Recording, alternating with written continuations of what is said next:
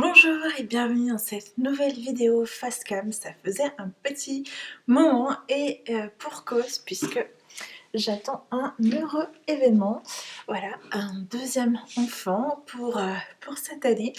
Et justement cette vidéo aujourd'hui elle est là pour témoigner un petit peu de mon histoire, témoigner, faire suite en fait à ce que j'avais déjà dit dans les précédentes vidéos. Je vous mets le lien juste en dessous de la vidéo pour savoir exactement mon histoire avec le SOPK, avec le syndrome des ovaires polykystiques, ainsi que la fertilité et tous les symptômes associés. Je vais juste faire un bref résumé parce que au vu du titre de la vidéo, oui, effectivement, donc je suis tombée enceinte par surprise en ayant supposément donc le SOPK, le syndrome des ovaires polykystiques.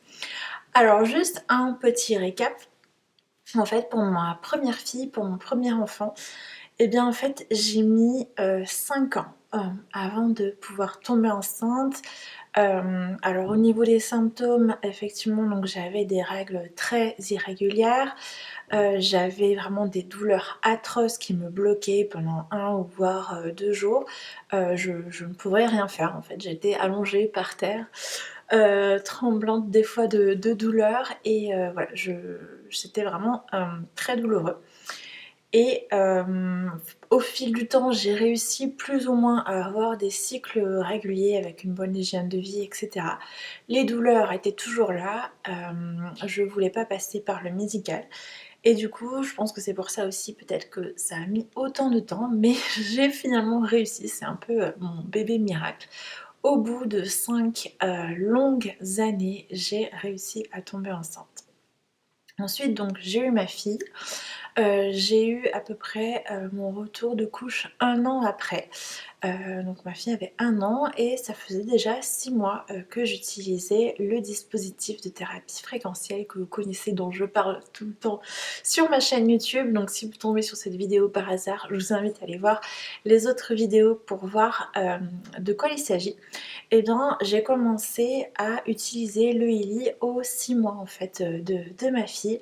Et j'ai commencé au bout de quelques mois à avoir vraiment de gros résultats assez étonnants, c'est-à-dire que je n'avais plus aucune douleur, zéro, mais vraiment on passait d'une douleur atroce où j'étais clouée au lit et là plus aucune douleur. Bien sûr mes cycles étaient totalement réguliers depuis mon retour de couche et depuis que j'utilise le lit.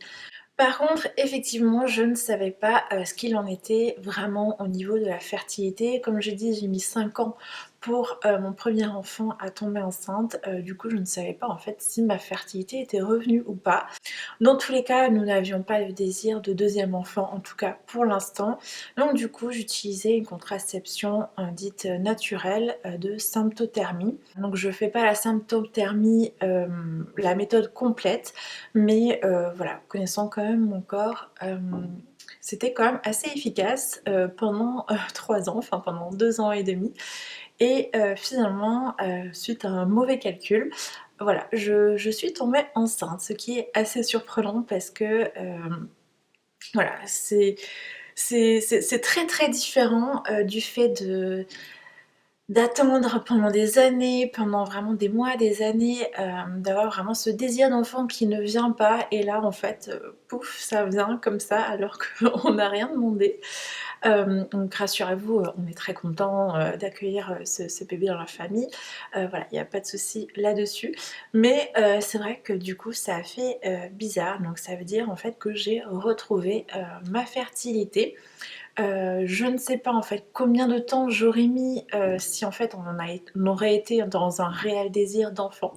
Mais en tout cas, je n'ai plus de symptômes de SOPK, plus de crampes, plus de douleurs, des cycles réguliers et apparemment ma fertilité est revenue, donc c'était un des facteurs aussi sur lequel jouait le SOPK. Voilà, aujourd'hui je suis vraiment là pour partager mon histoire. Si jamais ça vous inspire, bah, c'est le but recherché. J'espère que si vous êtes dans le cas d'un désir d'enfant, voilà, je sais que ce n'est pas du tout évident, c'est même très très compliqué à vivre. Eh bien, je suis vraiment de tout cœur avec vous, je suis passée par là et je sais ce que c'est. Donc voilà, vous avez vraiment tout mon soutien. Maintenant sur le lit, je partage les effets que j'ai eu moi personnellement.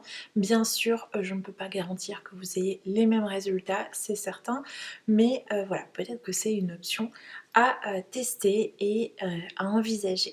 Donc n'hésitez pas, si jamais vous avez envie d'en savoir un petit peu plus, vous pouvez me contacter et je pourrais vous conseiller sur le lit. Alors maintenant, où j'en suis aujourd'hui, donc ça fait à peu près 3 ans maintenant que j'utilise l'UILI.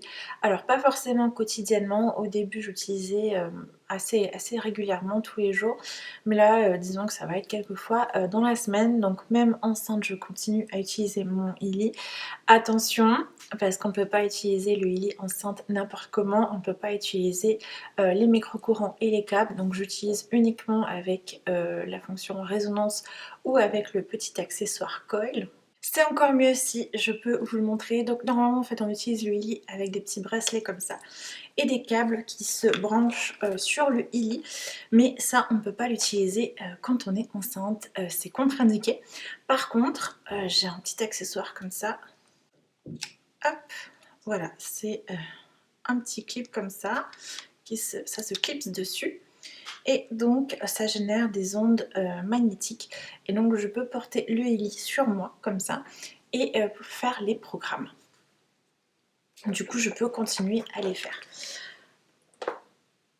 Alors, au début de ma grossesse, je n'avais pas le petit accessoire colle, donc du coup je n'ai pas fait de programme ILI. Et en fait, mon début de grossesse a été très compliqué.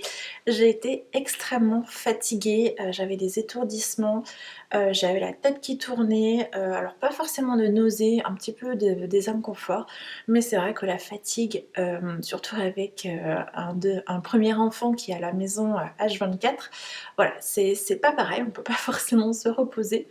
Et du coup en fait à partir du moment où j'ai commencé à refaire des programmes ILI, ça allait un petit peu mieux.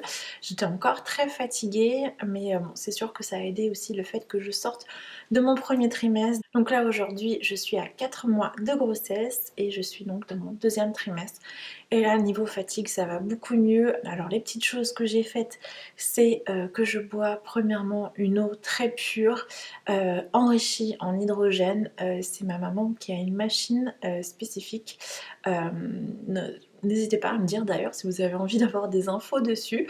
Donc c'est une eau qui est filtrée et c'est une eau en fait qui est alcaline, qui vient vraiment alcaliniser le corps. Et du coup donc j'ai fait mes séances de ILI, ça m'a aidé aussi.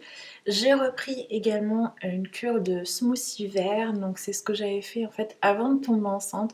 J'avais fait un challenge aussi de 30 jours de boire un smoothie vert par jour. Je ne sais pas si ça a aidé, peut-être aussi.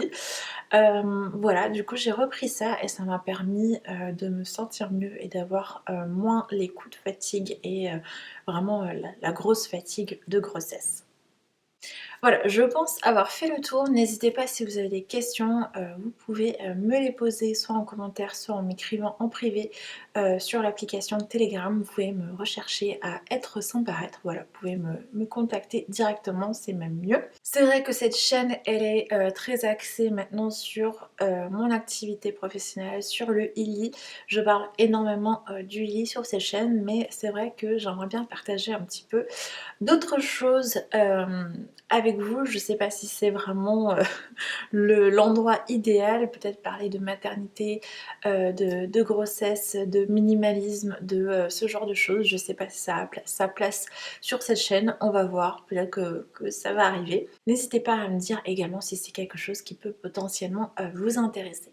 Comme dit dans le début de la vidéo, n'hésitez pas à aller voir les liens en dessous de la vidéo pour voir mes autres témoignages concernant le ELI et le SOPK. Et en attendant, je vous souhaite de prendre soin de vous, de votre famille et surtout de votre santé et je vous dis à bientôt.